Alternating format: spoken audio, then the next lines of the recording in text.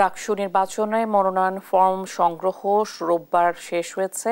আজ থেকে শুরু হচ্ছে ফর্ম জমা দেওয়া, পাশাপাশি চলছে প্রার্থীদের ডোপ টেস্ট। এ বিষয়ে আরো বিস্তারিত জানাতে আমাদের সঙ্গে সরাসরি যুক্ত হচ্ছেন রাজশাহী থেকে সহকর্মী কাজী শাহেদ। শাহেদ, আজকের ফর্ম জমা প্রক্রিয়া এবং ডোপ টেস্টের পরিস্থিতি কেমন চলছে? শুভ সকাল ইশিকা।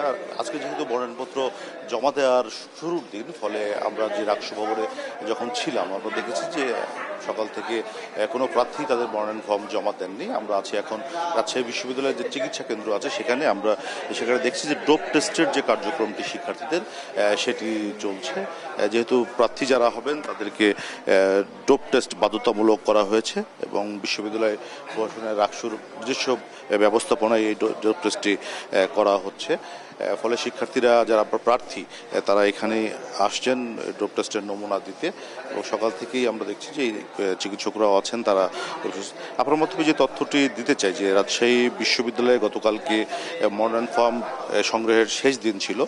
ছাত্রদল এবং ছাত্র শিবির এবং সাধারণ শিক্ষার্থীদের সঙ্গে কিছুটা উত্তপ্ত পরিস্থিতির পর বিকেল 5টার পরিবর্তে সন্ধ্যা 7টা পর্যন্ত মনোনয়ন ফর্ম এই সংগ্রহ করেন শিক্ষার্থীরা। তাতে করে এবার কেন্দ্রীয় ছাত্র সংসদ নির্বাচনে 328 জন প্রার্থী এবং সিনেটের ছাত্র প্রতিনিধি পদে 69 জন মনোনয়নপত্র তুলেছেন। এর মধ্যে ভিপি পদে 18 জন, জিএস পদে 7 জন, এজিএস পদে 8 জন লড়ছেন। 10টি প্যানেলে 163 জন এছাড়াও ভোট যুদ্ধে অবতীর্ণ হচ্ছেন। প্যানেলগুলো হলো গণ ছাত্র জোট, ছাত্রদল, সচেতন শিক্ষার্থী পরিষদ, ছাত্র শিবির, নাজমুস সাকিব, আফরিন জাহান, তহিদুল ইসলাম, আধিপত্যবাদ বিরোধী ঐক্য, অপরাজয় 71, জাগ্রত 24। এই প্যানেলগুলো এবারে নির্বাচনে অংশগ্রহণ করছে। রাজশাহী রাকসুর যে কেন্দ্রীয় ছাত্র সংসদে 23টি পদ, সিনেটে 5টি এবং হল সংসদে 15টি পদে এবার 24,892 জন ভোটার তাদের ভোটাধিকার প্রয়োগ করবেন। সকাল 9টা থেকে বিকেল 5টা পর্যন্ত আগামী 4 সেপ্টেম্বর পর্যন্ত মনোনয়ন ফর্ম জমা দেওয়া যাবে।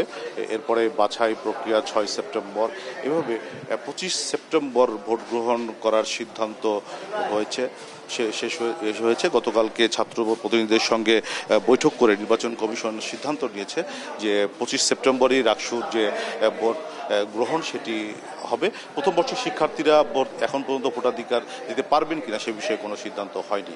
তো এই ছিল রাকসু নিয়ে আমার কাছে সর্বশেষ। রাজশাহী থেকে ফিরছি স্টুডিওতে।